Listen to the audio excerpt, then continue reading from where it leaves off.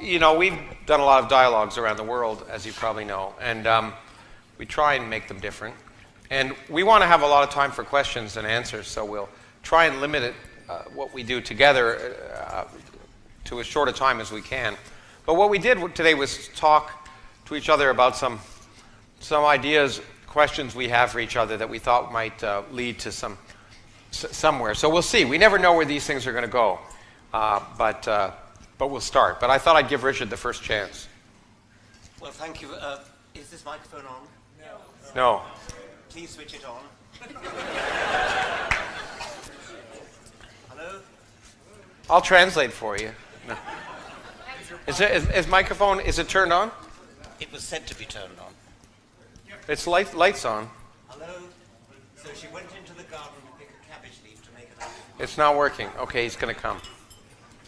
Meanwhile, talk amongst yourselves. And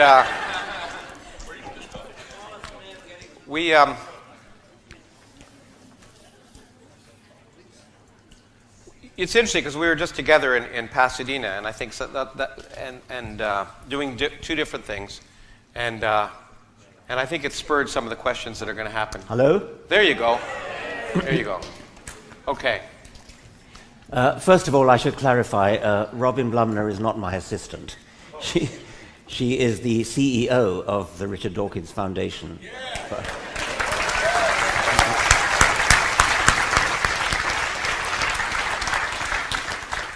Okay, first question. Imagine no religion. Could we hope for change, the complete abolition of religion in a generation, a century, a millennium? Okay, now I was thinking about this because I actually talked about the subject when I received my American Humanists Award a few weeks ago in Denver. And I'm normally not optimistic. I'm actually generally pessimistic. But as a good friend of mine who's a famous pessimist says, he says, I'm a pessimist, but that's no reason to be gloomy. But we're always only one generation away from change. And there's no hope for adults, okay? But there's hope for children. And if you look at what's happened, especially in the United States in the last year, less than a year, 2 years maybe somewhere between a year and two, about gay marriage. I mean, 2 years ago, it looked like many states were still going to think of a constitutional amendment to ban gay marriage. And now it's a done deal. It's a done deal not because it's gone through all the courts and the old white men and the Supreme Court and old white women too, not all white women anymore, are going to make a decision, because it doesn't matter, because the younger generation, it's not an issue for them. People my daughter's age, they don't understand what the issue is with gay marriage. And they're going to, grow up, and they're going to become the lawyers and the Congress people and the judges and the media, the journalists. And so it doesn't really matter what the current generation thinks. It's over. It's a done deal. So it's always one generation away. And I started to think about the fact that we need to, and in fact, following, I suppose, what Peter said a little bit earlier today, we just need to encourage doubt in the schools. Doubt. So we really need to encourage teachers to be willing to confront things that are wrong in school. And it's really important, because most teachers, there was a recent survey, I think almost 70% of high school teachers avoid discussing issues of evolution or anything that touches on religion for fear of offending parents in particular. But that's exactly what they should be doing, because teachers, the purpose of teachers is to get students to not listen to their parents and not listen to the teachers, but to be critical and to encourage them to doubt everything they hear. So I actually think that when I look at what's happened with gay marriage, that although it seems like religion has been a part, and it has been a part of humanity since its origins, that really, because we're only one generation away, if we actively encourage through education doubt in children, then in a few generations I think there's hope. Well, I agree that we need to break the cycle of things being simply passed from generation to generation. That is really, really pernicious. But I don't think it's going to be all that easy to do, especially in the Islamic world, which is where the big problem is. I mean, Islam is one of the great evils in the world today. And it is taken as more or less axiomatic that children, especially in the Islamic world, are going to grow up in the same religion as their parents. You see dire demographic projections saying by the year 2050, 50% of the French population will be Muslim or something of that sort. That's based entirely upon the assumption that every little child born is going to inherit the religion of its parents. That's what that kind of demographic statistic is based on. So if we could find a way to break the cycle, if we could find a way to chop off the automatic daisy chaining of religious opinion going down through the generations, we'd have it made. I mean, if only there was a sort of drug that would make everybody forget their religion and then wake up the next morning. But that's what I'm saying. I mean, it may sound naive in some ways, but the only way I can see doing that wedge is education. At some level, if we can start in the first world, if you want to say it, encouraging teachers to say, you know, the scriptures are incompatible with what we know about science. But I wonder whether we might not simply write off the adult world and try to convert the adult world, because they're the ones who are going to influence the children. I mean, let me tell one anecdote. I told it before, but we had a young man come to Oxford who was a young earth creationist. He came from Washington State, actually, and he believed the world was only 10,000 years old and all that. And he came to my lectures. I gave a course of 8 lectures on evolution, and he came to all of them. And at the end of the 8 lectures, he came down to the front, slammed his fist on the desk, and said, "Gee, this evolution, it really makes sense." What we were up against with him was not prejudice, was not bigotry. It was simply ignorance. He just didn't know any better because he'd been educated. I won't mention the name of the college where he was. He had simply not been properly educated. But that's the purpose. I mean, if you look at the Taliban and you look at ISIS, if you look at the most extreme versions, that is what they want. They want to encourage ignorance. Yeah. And so I don't see any hope but to try and infiltrate that through education. Ultimately, I see hope because I think that ultimately to become there's a lot of upheaval going on now, and I don't think Islam is any different than Christianity was 500 years ago in terms of its violence. 500 years is a long time. It's a long time. It's started 500 years later, and it's more dangerous because we live in a world where you can create more problems, especially internationally with access to social media, as we heard earlier today. But in those societies, I think that ultimately we'll have to recognize that science and technology, first of all, are an essential part of becoming economically viable. So there's going to be overhauls and lots of violence, but ultimately, to rise up, you have to start educating kids in science and technology because you've got to get a skilled workforce. It's happening to some extent in India and certainly in China. I mean, I'm optimistic in North America, South America, Europe. I'm not optimistic in Afghanistan, Pakistan, Bangladesh, and because I don't understand how we're going to manage that infiltration. But perhaps we should go on to another question. Yeah, okay. I think it's going to be, it's one of the few moments when I like to think of something good about the world. Most of the time I don't. But speaking of imaginal religion, this is a question that we were talking about a little bit. I think one of us got asked it in Pasadena. Because we always get hit with this thing. Science is no different than religion. Because, scientists have faith. And isn't faith in science the same as faith in religion? So, it's an important. I think it's an important thing for people to hear because you'll get asked it if you haven't been asked it already. It is amazing how often we get asked that. Yeah, It's the whole point about faith, of course, is its belief without evidence, whereas the whole point about science is that it is evidence. I mean, it's the only evidence that's applicable to the real world. And so, to say that we have faith, I mean, in a sense, we sort of do. I mean, we have faith in logic, we have faith in mathematics, but you don't need faith because it works. That's the key point. I think that's the point that it's. If you're a scientist working on something, a physicist, say, because that's science, and you're working for 10 years on something, at some level you've got to you think it's worth working on, so you have faith that it'll work out. But the point is that you're willing to throw it out in an instant. It's because you have faith that it's a good idea, but you find out if it's a good idea in the end, not by you, but by nature. And so it's a difference. The kind of faith that I think religion has is, as I said before, is having the answers before you ask the questions. Yes. Well, in science, you have faith that the questions are good questions.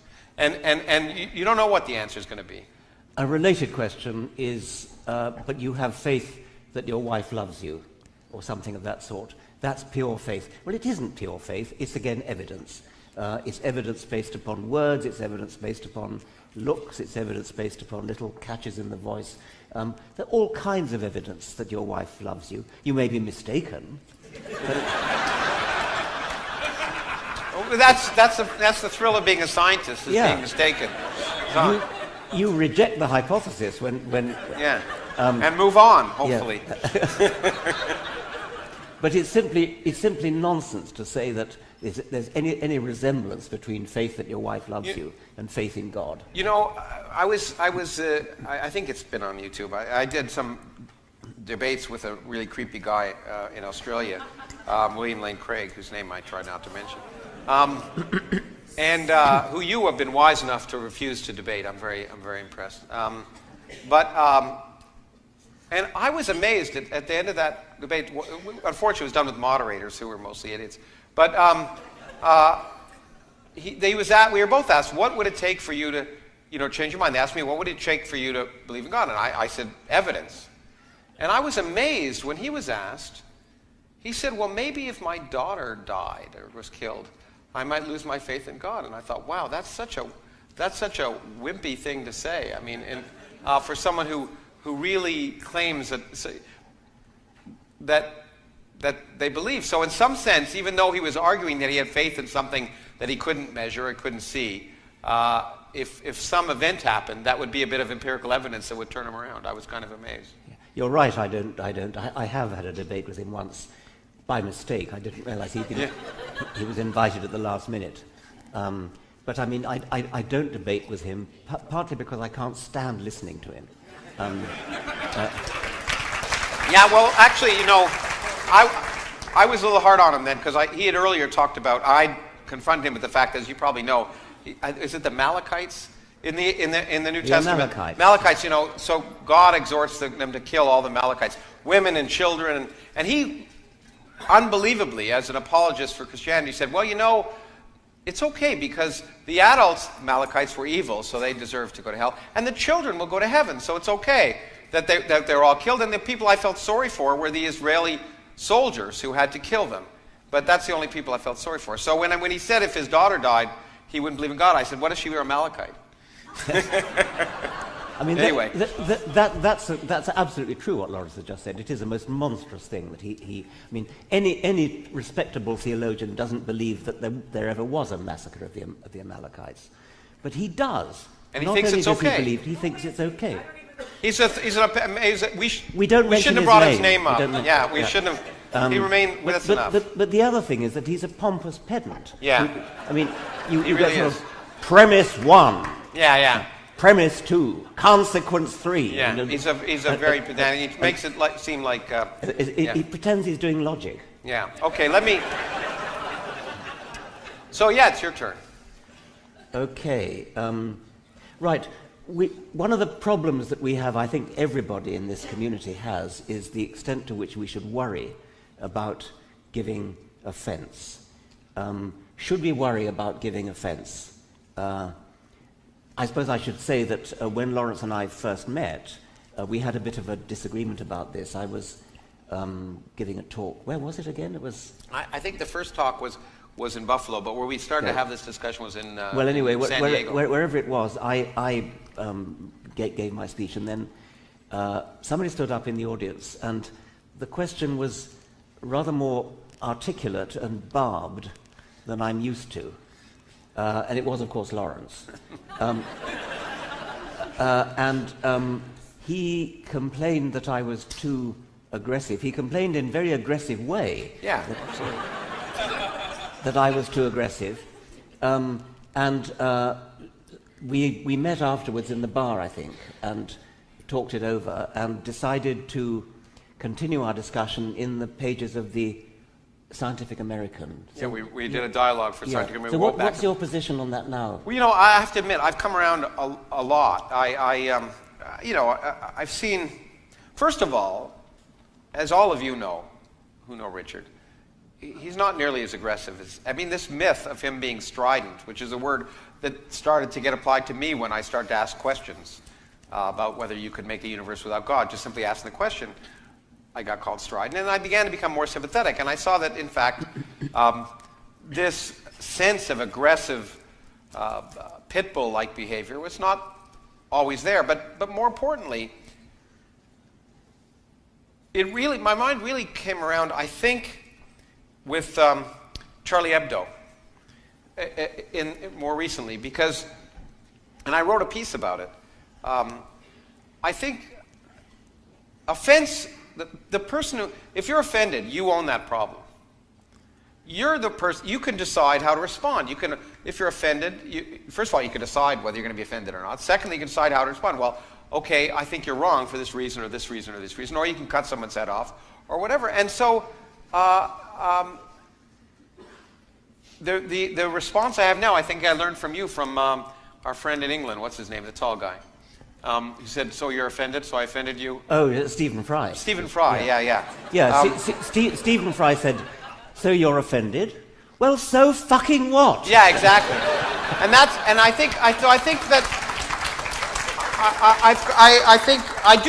still think one has to, if you're trying to communicate, you've got to ask who you're communicating to and try and adjust your language to try and reach people, because people don't hear what you say unless they're prepared to hear what you say. So there's a lot of, and I've called it seduction in the past, and I think it's important. Teaching is seduction. Christopher Hitchens had a slightly different version of that, slightly more seductive version.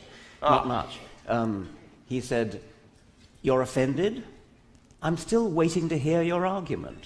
Yeah, that's exactly. And that's the good line. The point is, if you're offended, think about it. But I think we need to offend at some level.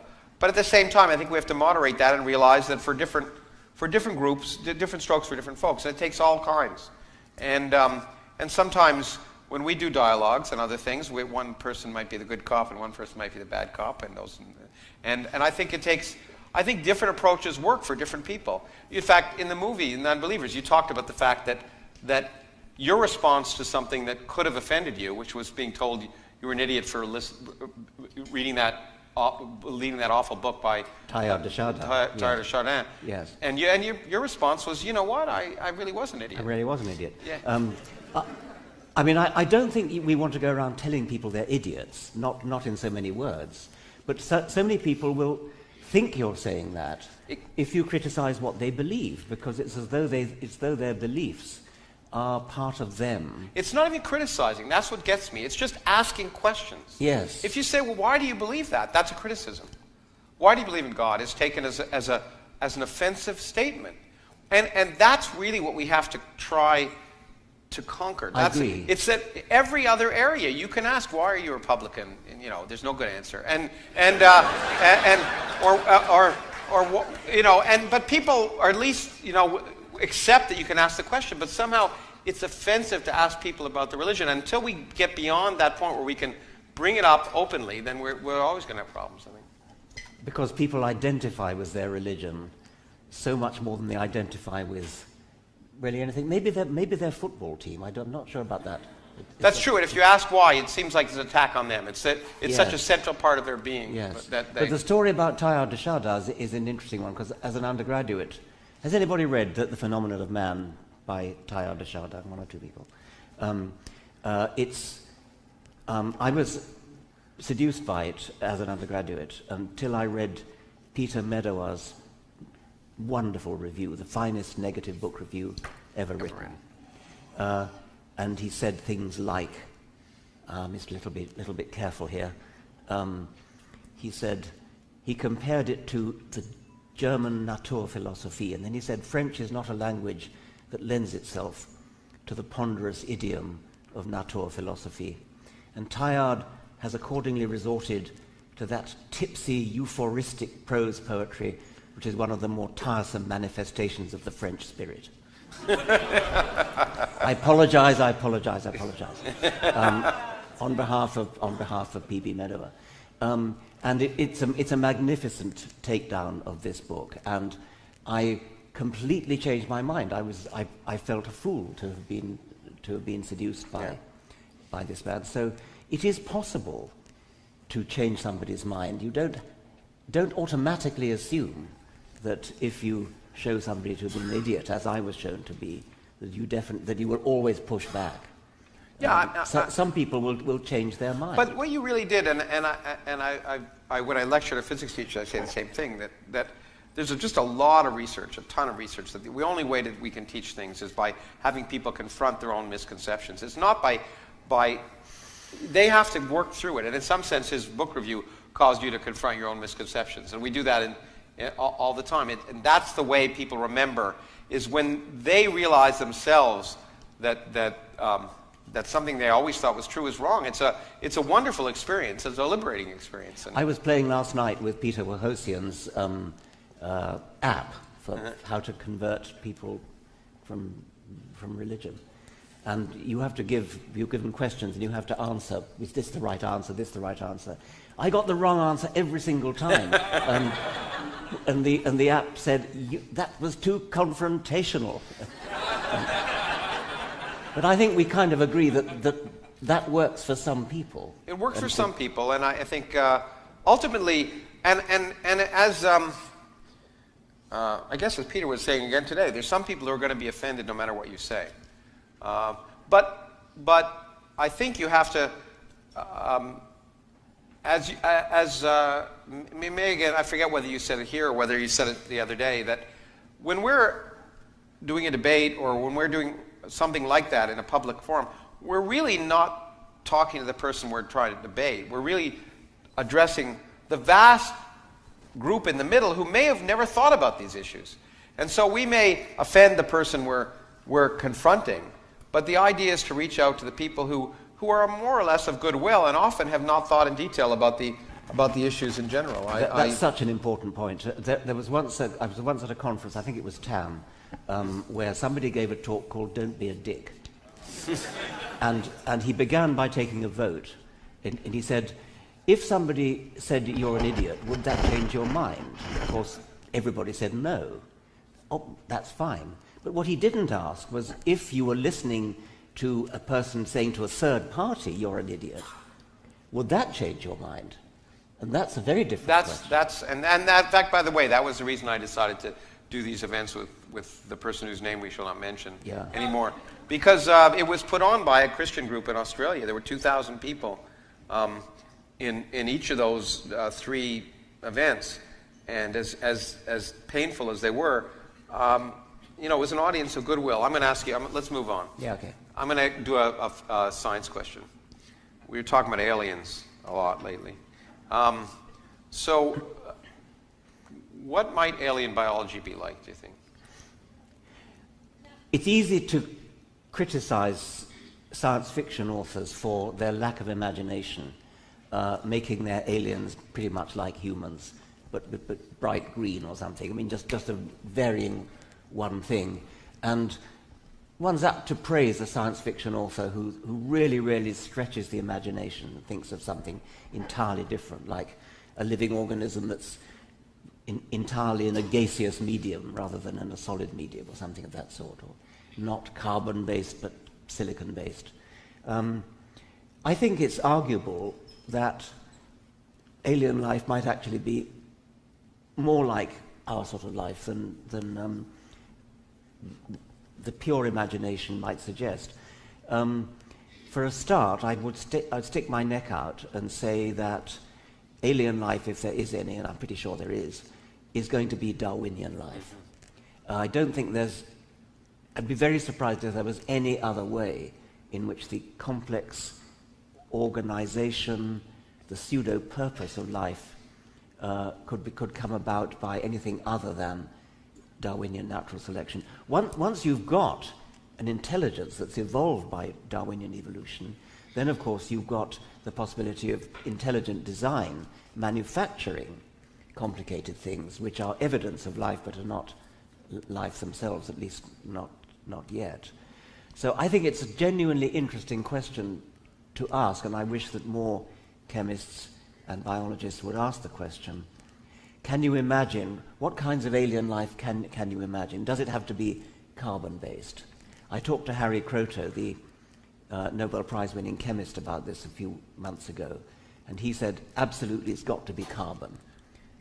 He was very adamant about this. There's nothing else, no other element has the properties of carbon that can produce the sort of macromolecules that you need. I would chip in and say it's got to be Darwinian. That means there's got to be a genetics of some sort. My conjecture is it would have to be digital genetics, because it's got to be very high fidelity genetics. Otherwise Darwinism doesn't work. And I think that probably means it's got to be digital. Analog genetics, I think, would be too subject to mutation. Would it have to be a one-dimensional code, as DNA is, or could you imagine a two-dimensional genetic matrix? And I think you could. I don't see why it shouldn't be two-dimensional. I doubt if it could be three-dimensional because of the difficulty of readout. That's one of the reasons why protein could never serve as I the think genetic molecule. From a chemistry perspective, I'm actually I feel more strongly than Harry does. We had a meeting on which you were at, The Origin of Life, at ASU, and talking to the chemist and looking at the chemistry, I'm reasonably convinced that not only is it likely just to be carbon, but people have been thinking about whether you can have different base pairs. You know, we have these 4 base pairs on DNA, and I'm pretty sure it's chemistry that determines that, and which is ultimately physical arguments that determine energetically what can form and what can't. And I would be very surprised if life had a different code anywhere else. I mean, people have tried with 5 letters and 6 letters. There's a few people in Florida working on that. But I would go out so far as to say that I would be very surprised if it were actually ultimately different at all. If in fact it had anything different than carbon and a genetic code like we have. I think that ultimately things have been directed by energetics and entropy, and as well as ultimately natural selection. You cannot mean the same genetic code. You could mean a triplet code. Well, well, it could be, but I wouldn't be surprised if ultimately demands of fidelity combined with demands of molecular pairing led to something that was very similar. In any case, I bet it would be a triplet code. No, sorry, I don't. I mean, I wouldn't mind that argument. Yeah. I'd be extremely surprised if it was the same triplet code. Okay, we'll have a bet. Another question would be, do you need protein to be the executive branch? And that I think is arguable. I mean, there's a good case for it. No, I think that it probably is. Protein has marvelous properties for making enzymes. Yeah, absolutely.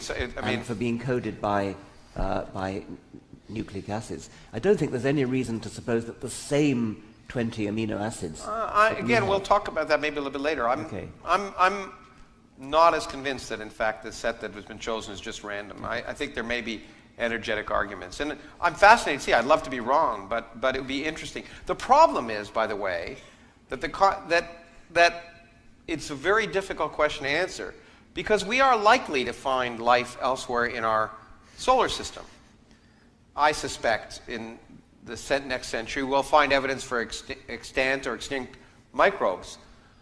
Now, if we see that they have the same genetic code, you might say, aha, well, it's always that way. The problem is, no planet is an island. We already know that rocks get knocked out of Mars, come here, and microbes can certainly survive the voyage. So life on any one system in the solar system could easily pollute other areas of the solar system. Now, maybe under the oceans of Europa what? Enceladus, yeah, exactly. That's probably a better source right now. Because there's a barrier, you might say it's been so protected that it hasn't been affected at all by life on Earth. But the real way would be somehow to see life in a system that hasn't interacted with our own, and that's going to be obviously a lot harder. If you move on to more sort of gross anatomy, things like eyes and ears and legs and things, I wouldn't be at all surprised if alien life had eyes, because light is a marvelous way of forming images, and there are only about 9 ways in which you can make an eye, and all 9 of them have been adopted several times over in the animal kingdom on this planet. So I think it would be not at all surprising to find that on another planet there were eyes answering to the same principles as eyes that we have here, the camera eye, the compound eye, the parabolic reflector eye. Again, that's because it's physics, right? Yes, that's right. So if I'm not being facetious. If the planet is not shrouded in perpetual fog, if light can travel freely in straight lines, then I would expect that eyes would evolve. But if there is perpetual fog, I'd expect echolocation to. What about symmetry? Symmetries. Yeah. What about symmetry? You can ask biological symmetries. Yes. Biological symmetries are interesting. Almost all animals are bilaterally symmetrical. Some phyla are symmetrical, radially symmetrical. Echinoderms are mostly 5-way symmetrical. I think you can think of sort of rather mundane good reasons why animals are bilaterally symmetrical. The difference between up and down is very important. The difference between front and back is very important. And unless you're going to go around in circles like the one-eyed geyser, you're pretty much going to be symmetrical in the left-right. But this also represents a kind of myopia. We talk about life being carbon-based, but in fact, we live at a time when life is carbon-based. But one could imagine that the dominant form of life on Earth in the future is not carbon-based. Namely, if computers become self-aware, then you could imagine a time in the future where the dominant life form is not carbon-based and is not symmetric, by the way. At least my Mac is prettier than a PC, but it's not symmetric in that sense. So I think when we say it's carbon-based, the earliest forms of life be carbon-based. Well, you might imagine the ultimate form of life, if it gets beyond the stage of intelligence, might not be carbon-based. Indeed, we could perfectly well imagine visiting a planet where the original carbon-based life is completely extinct. Yeah. Or has to merge. I mean, has to somehow to keep up. Yeah. Anyway, but the nice thing about biology is you can argue about that. But the thing about, if one talks about sort of physics, no, again, I'm not being facetious, because a person asked this question the other day. That's right. Let me put it explicitly. We've talked about an alien biology. What would an alien physics look like? And I take it would just be physics. Exactly. Yeah. I tried it. I was in China a few years ago when someone was talking about Eastern medicine. I said, there's no such thing as Eastern. Medicine is medicine. It's like Tim Minchin has a great skit.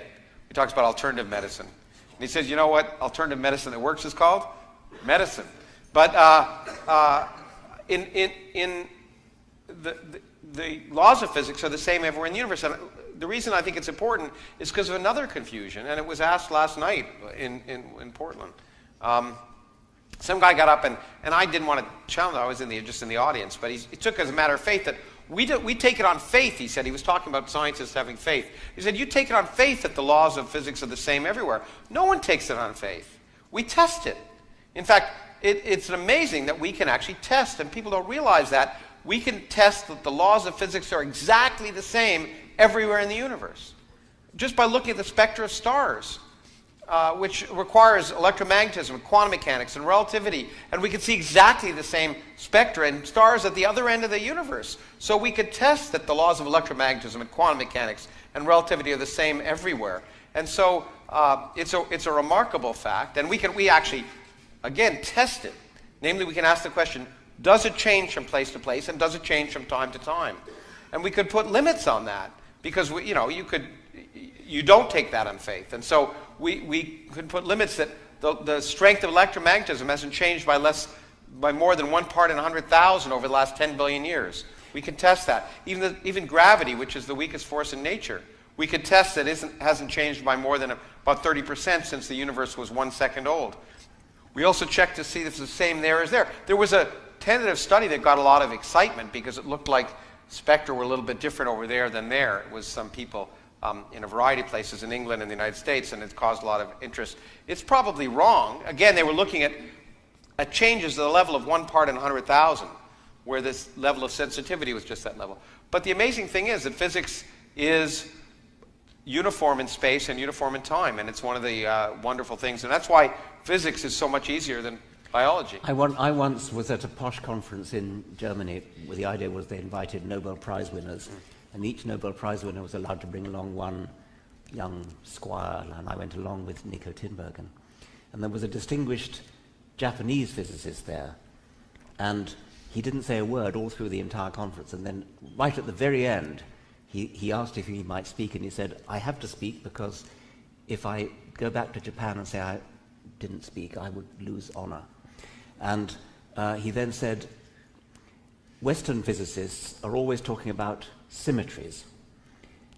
In Japan, we have an aesthetic preference for asymmetry, so this changes our view of physics. Sort of vaguely interesting, but I'm a bit skeptical. Well, no, actually, it's very important. I'm actually writing about it right now in a different sense. I mean, asymmetries are what make the universe interesting.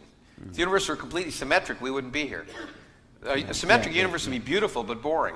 Yeah. It's the asymmetries. It's not just true in art, and everyone's pointed out that beauty involves some asymmetries. I mean, there's a lot of work on that. But in nature, it's asymmetry. It's the breaking of symmetry that's responsible for our existence. And it's a subject of actually part of the book I'm writing. So, I think we were going to. You had another one. Well, I think we were going to do this. oh yeah, that's right. Yes. Oh yeah. Have you learned anything lately that surprised you, Lawrence? oh yeah, how reasonable, how special of you to ask that.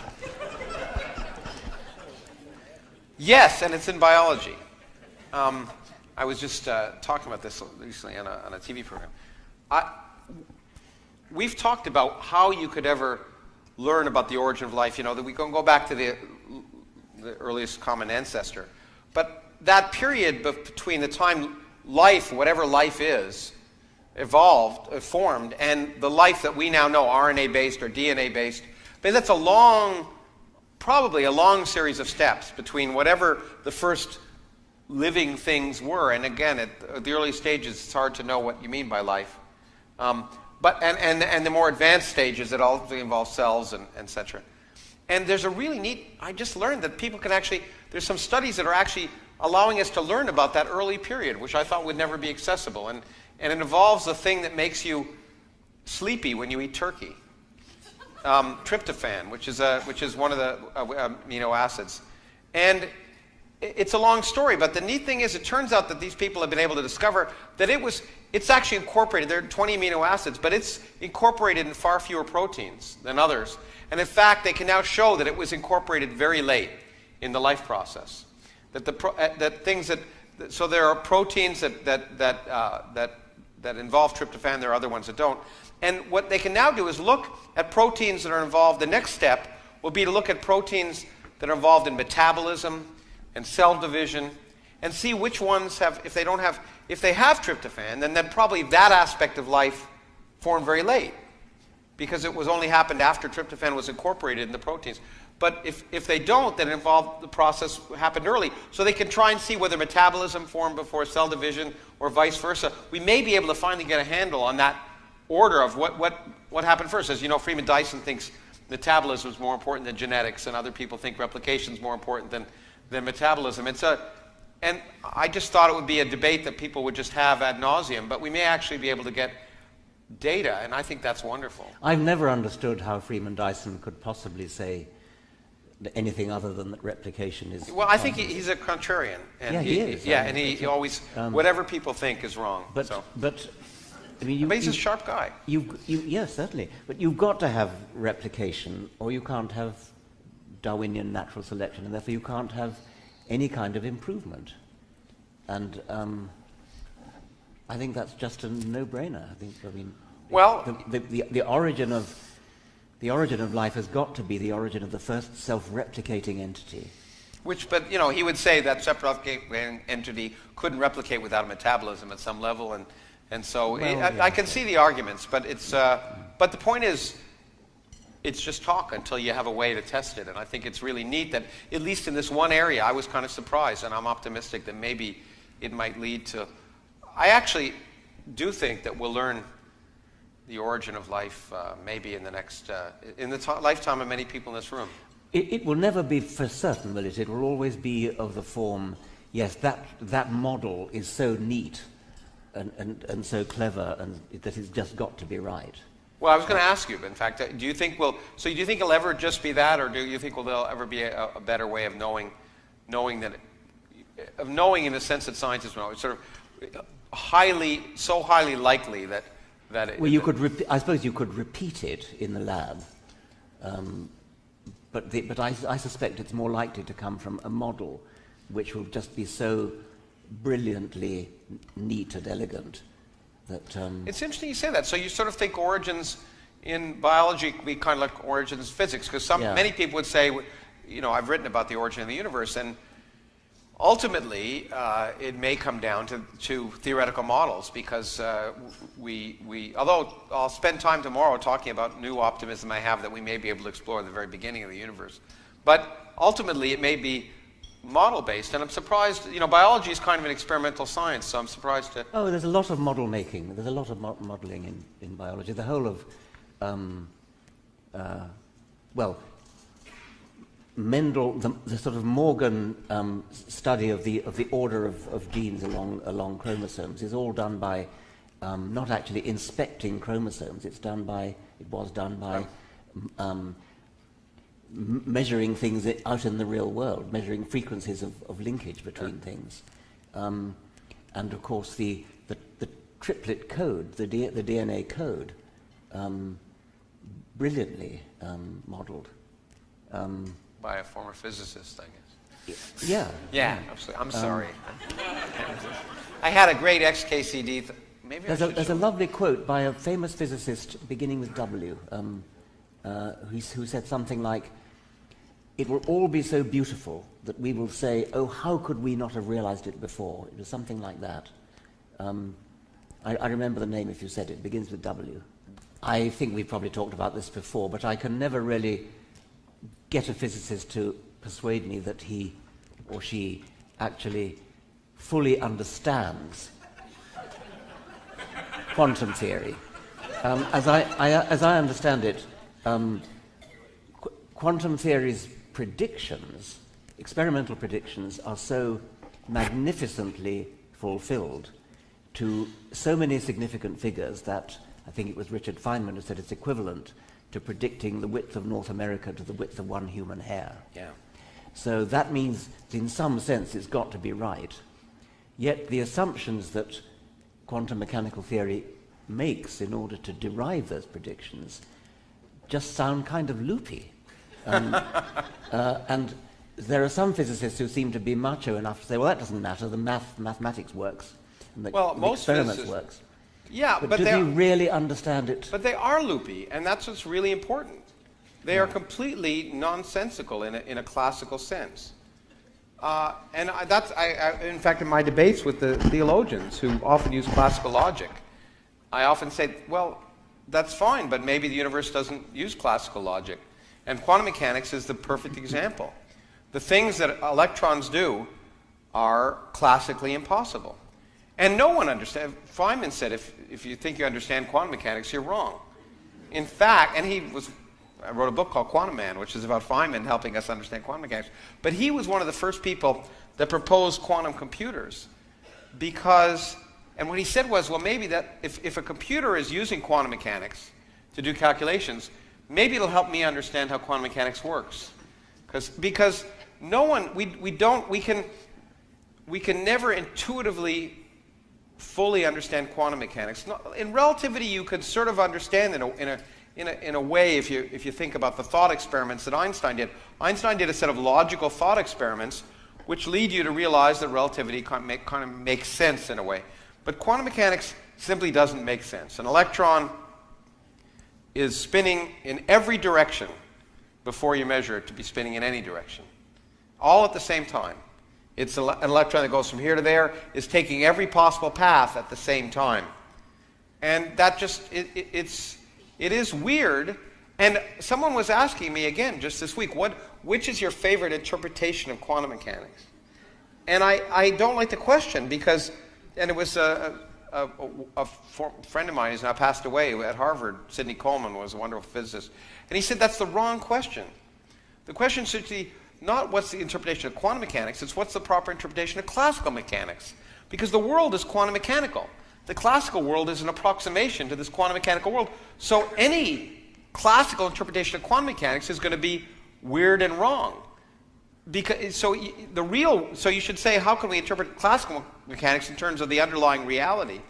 And because any interpretation you have, and I think the most reasonable one is the many worlds interpretation, sounds crazy because you're forcing reality to be described by something that isn't exactly right. And I don't think that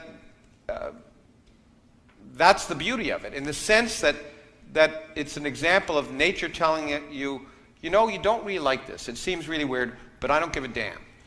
I mean, it's where we have to learn that what we think is sensible is fine, but what the universe thinks is sensible, you have to find out by looking at the universe. I'm interested to hear that you favor the many worlds interpretation, because it seems to me that is not completely crazy. All it is ludicrously uneconomical. Because it is, because I mean, in half the universe is the Schrodinger's cat is dead, and the other half of the universe is Schrodinger's cat's alive, and we got. That'll work now. I have the light on. Now the power's on. Sorry. Anyway, to go on with my story. Yeah, you go on with your story. There was a lovely cartoon in the now, New so Yorker will work now. recently, in which it was in a vet's office, switch it. and the vet was coming out to the waiting room, and there was somebody there with a dog with one of those lampshades on, and the vet was saying, "About your cat, Mr. Schrödinger, I have some good news and I have some bad news." But so physics is weird in that kind of confrontational sense. But biology is weird in many other ways. It's not. It's more intuitive, and that's why, unfortunately, and I think it's unfortunate that schools teach biology before they teach. There it is! Yay! I knew it would work once I got that light. It doesn't matter. You can read it while I'm talking, or while Richard is. It's just a biologist, and it's about biology versus physics. And anyway, and you can. I'm not going to. Well, okay. But biology is more intuitive, so schools seem to think that they should teach it before physics, which I think is the wrong way around, because then you learn one of the reasons I didn't become a doctor like my mother wanted me to was because when I went to school, biology was just a lot of memorization. Yeah. And rules that you never learned why the rules were the way they are. But biology is based on chemistry, and chemistry is based on physics, and so instead of learning these, just you have to accept something. It's better if you learn about energy and beforehand, before you learn about biology and metabolism. So but it's still kind of weird in a sense that, well, besides being incredibly complex. I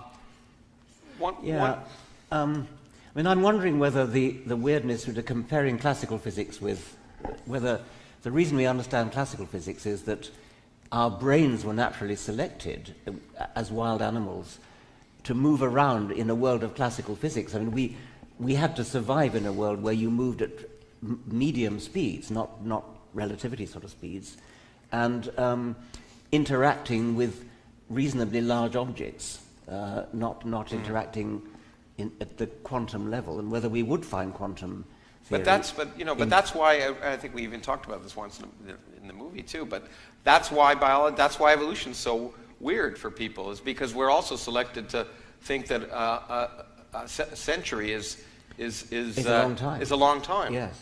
And we just can't picture the fact that biology works in general over much longer timescales. But there's something much, much weirder about quantum theory than just that. I mean, getting your mind around hundreds of millions of years is not a thing you can intuitively do, but you can kind of just extrapolate from shorter periods. The two-slit experiment with quantum thing, I mean, it's just... It's ridiculous. Yeah. And that's why I think when it comes to deep questions, and when people, let's say the universe from nothing, when I talk about theologians who love the idea of cause and effect, here's an example of ultimate weirdness. If the universe began as a quantum fluctuation, but if space was created where there was no space, space and time are tied together. So space was created. People don't have a problem in their mind thinking of space suddenly be created.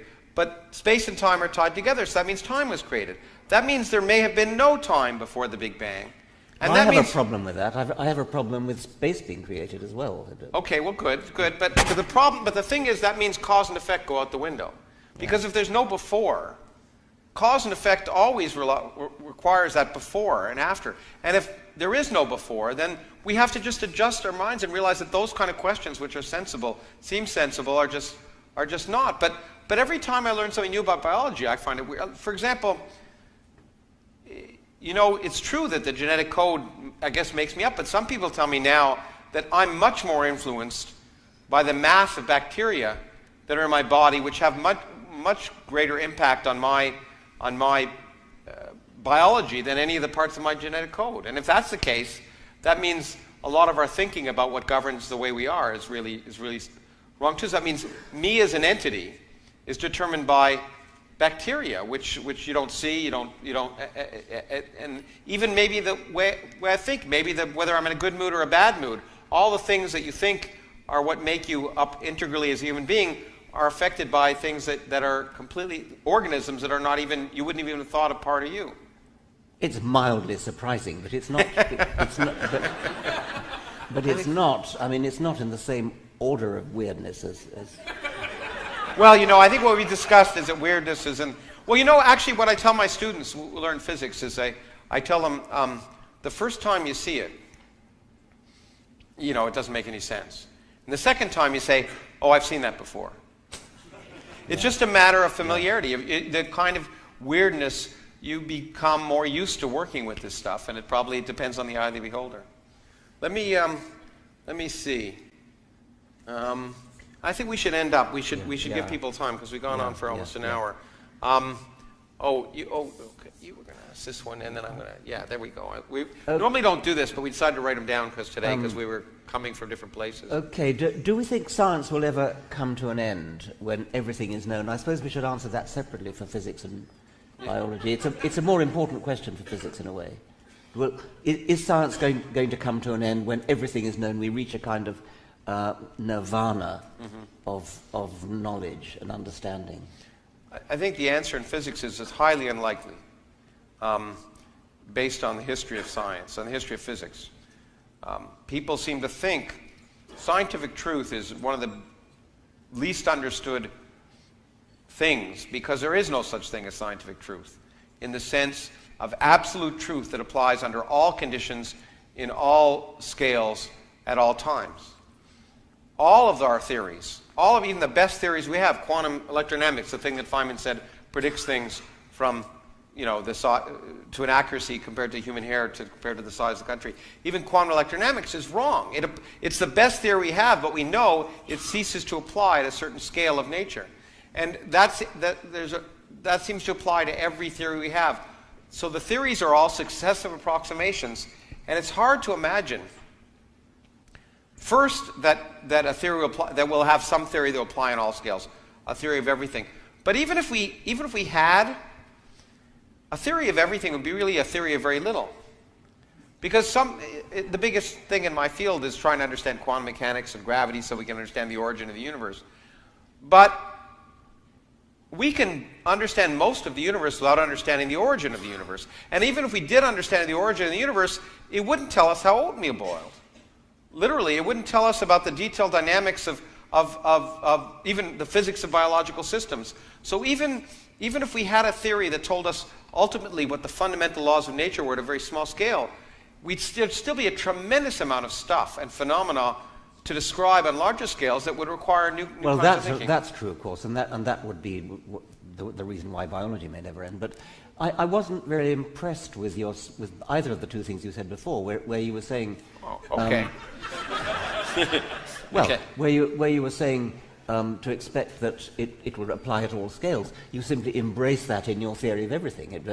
Things happen at some scale and then you change for a different scale. That's all part of the Well, no, but the theory of theories everything. change. There's no theory that is accurate on all scales. Okay, well, I would bet there will be. And as for the historical point, that history tells us, well, of course history tells us that, because we haven't reached the end yet.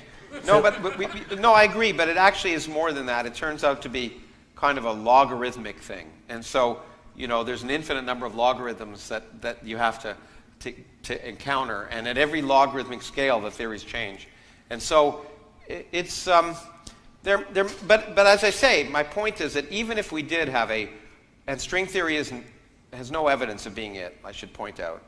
It's an interesting idea, and it may pan out. It hasn't yet, okay, no matter what you read. Maybe we'll have a theory that tells us how do quantum mechanics and gravity work and how the universe began. But there'll still be a tremendous number of phenomena that knowing that will not help you understand, as I say, how oatmeal boils. And that's physics that's of a different sort. Or maybe how molecular motors work, what the physics of molecular motors is. So there's essentially almost an infinite a number of different phenomena. And every time the other thing is every time we turn on a new window on nature, we're surprised. And so therefore, I'd be surprised if those surprises stopped. So far. And, far. That would have to be true because we haven't reached the end yet. But I think I would bet that physicists will come up with a theory of everything, but that biologists will go on dealing with complexity, which is sort of what you were saying at the end, in a way, that there'll be lots of detail. So you don't think biology will ever end? Well, but it's not the same thing because it will be lost in a morass of complexity. So there'll be no theory that you can predict all possible life forms and that sort of thing. You don't think that? No, because there's just too much going on.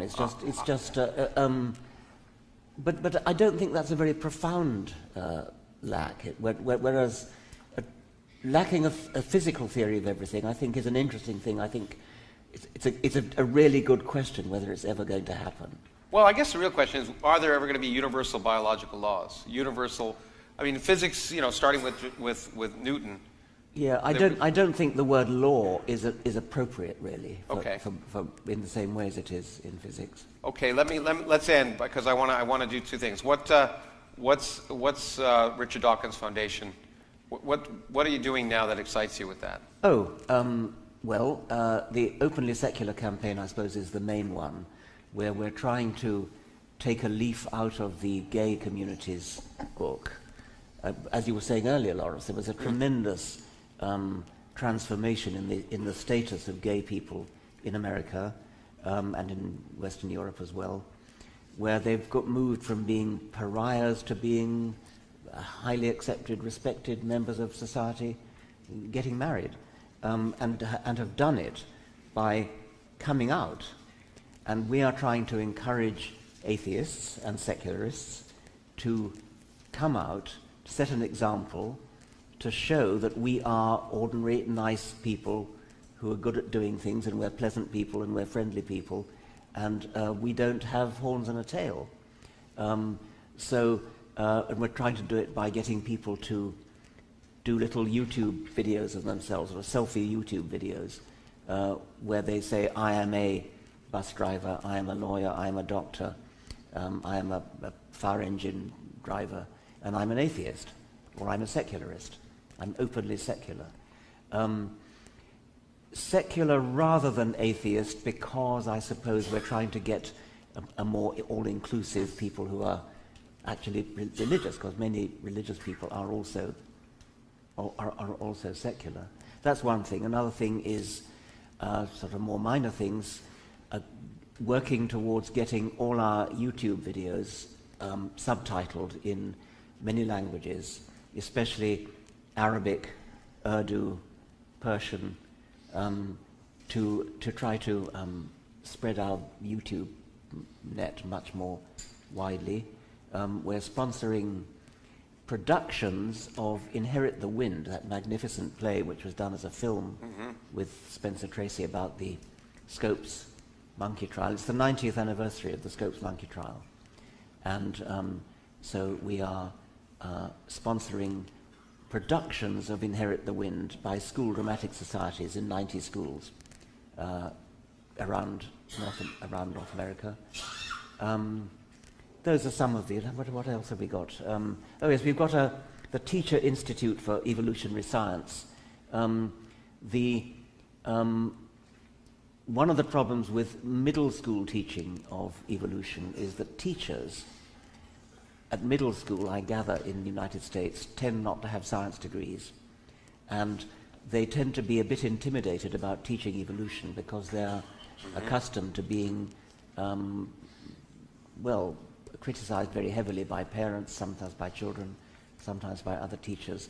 And they're not equipped to answer the criticisms because they don't know enough.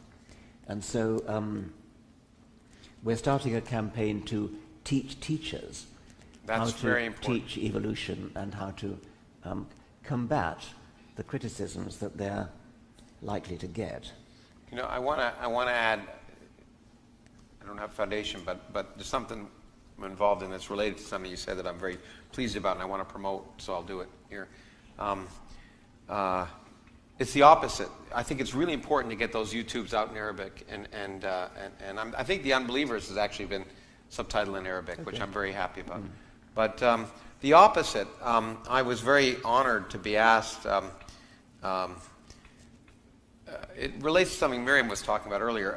Raif Badawi, who many of you know of, who was arrested and subjected to lashing and 10 years imprisonment for blogging. They've just, his work was in Arabic, and there is now going to be a translation of his, put into a book, and they asked me to write the foreword, which I just did, for his book, which is going to come out. And I think it's really important that we work the other way around, that the important people in those countries, as Miriam was saying, the people who are fighting for free thought, that they not be silenced. And so I was really proud and pleased to write the foreword, and I hope it becomes very popular because we really need to give them a voice. And we should all do what we can to make sure those people are not silenced because they are the future, in my opinion, of those countries. So, anyway. I think we should just stand for one. I think we've gone on long enough, and there are some questions, I guess. Yeah. What teacher in school made the most impact on you and why? Well, I've written about this in my autobiography, Yeah. so anybody who's read it, Mr. Johan Thomas taught me biology, and it's just possible that somebody hasn't heard me tell the story before, but just one memorable story. We were talking about Hydra, which is a small coelenterate, a small creature of fresh water, and he said, "What animal eats Hydra?" And he turned to the first boy, "What animal eats Hydra?" And the boy guessed, and "What animal eats Hydra? What animal eats Hydra?" And all round the class he guessed, and by the end we were all agog to know what animal eats Hydra. Sir, what animal does eat Hydra?"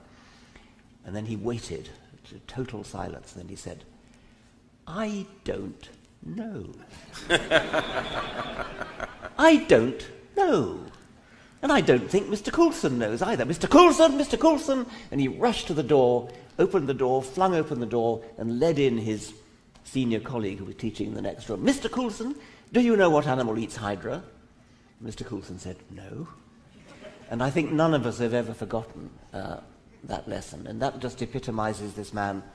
He inspired me, I think he inspired many people to become biologists.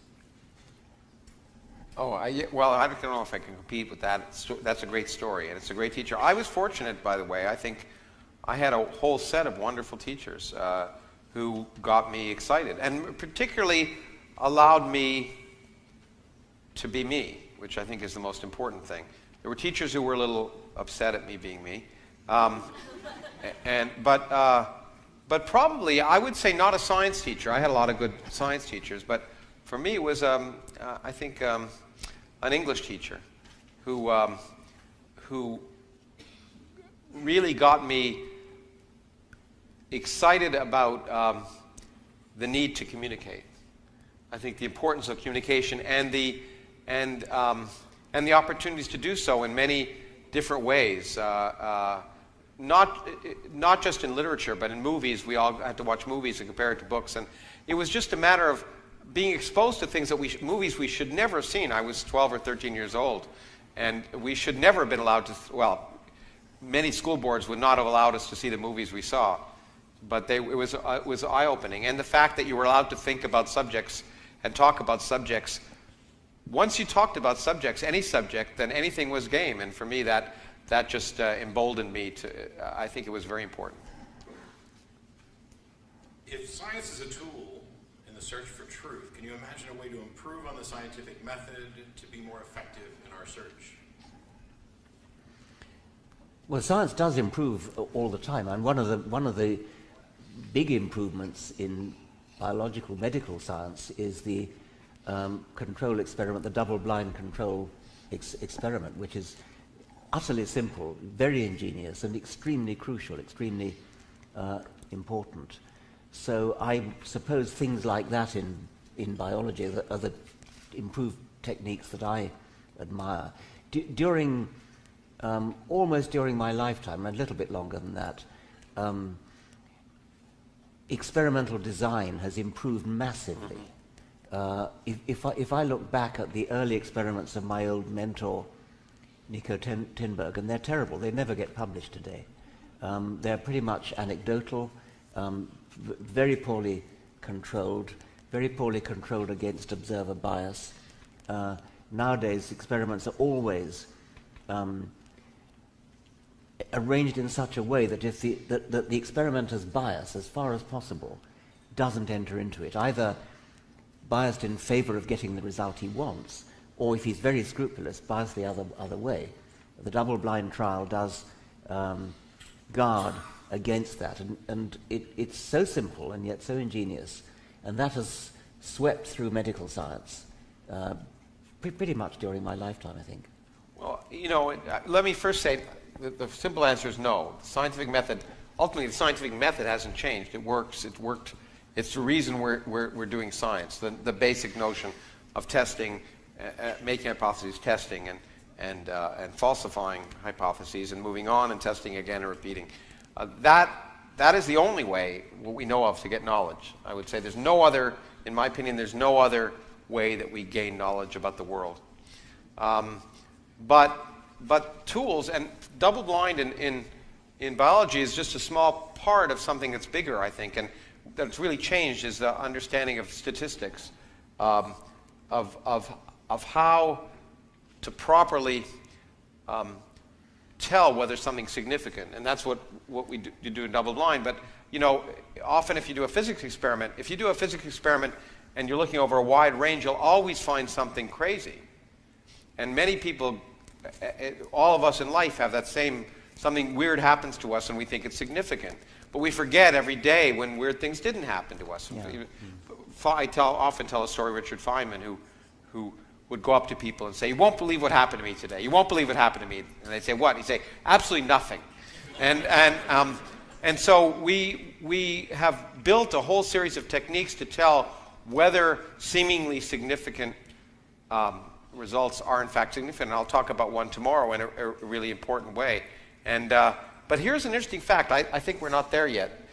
In quantum electrodynamics, which is the best theory in nature that we have, almost all the original experiments, almost all of them, differed from the final result by what we call 2 sigma, which means 2 sigma means that there's a 95% likelihood that the number you're giving is right.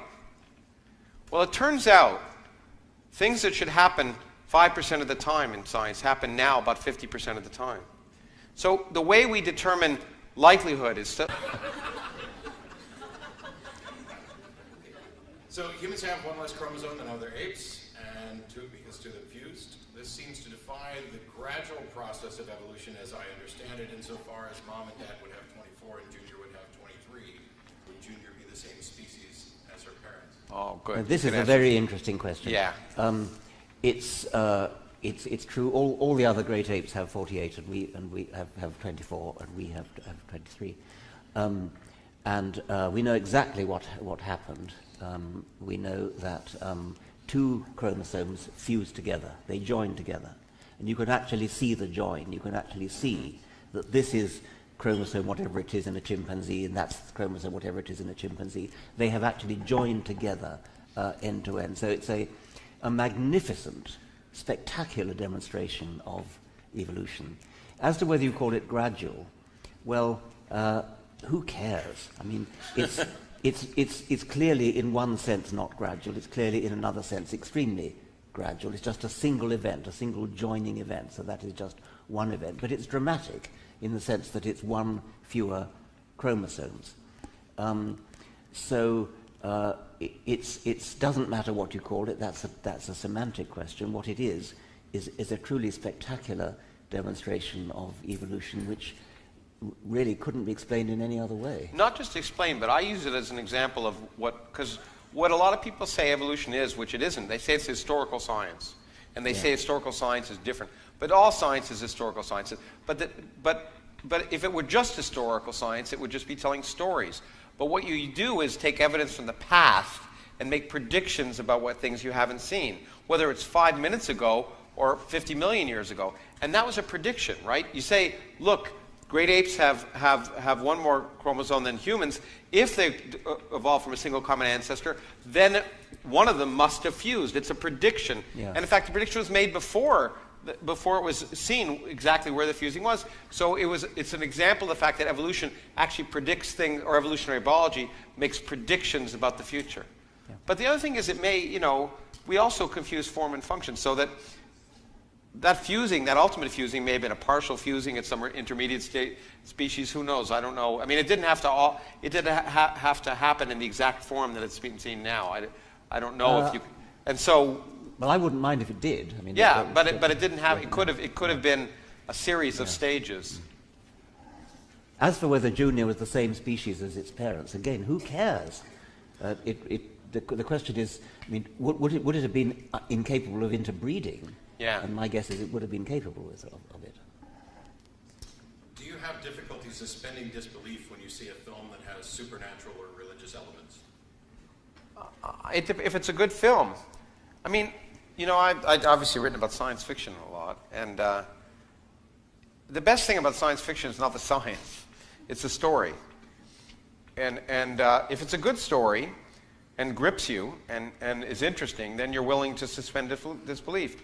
If it's a stupid story, then you don't want to. And what you want to have is that the elements that you have to suspend disbelief for not be so glaringly ridiculous that you give, like take for instance Interstellar, the worst movie ever made. Not quite. There's a lot of worse movies. But there are some things that just are so glaringly stupid that you can't enjoy the good stuff. So for me, it just depends on whether it's a good story, and that wasn't, and whether the things that I'm required to disbelieve, for example, from biology, somehow that the life is dying on Earth because there's a blight, right? But it took 2 billion years to build up the oxygen on Earth for plants, and for 2 billion years they had to create oxygen. One generation, if we could burn all the crops on Earth right now, there'd still be oxygen. I mean, just simple things like that. So if you do something so stupid, then what about you? Yeah, that applies to science fiction. But I mean, the general question, it's no more difficult than when you read a novel. You know the characters in the novel never really existed, but you empathize with them, you get it under their skins, you feel sad when they die. I mean, you can do all that. I can feel emotional about Bach's St. Matthew Passion, not just because it's beautiful music, but because of the story. I mean, I'm at least as irreligious as anybody in the room, but I still can empathize with this story, with this beautiful music of J.S. Bach.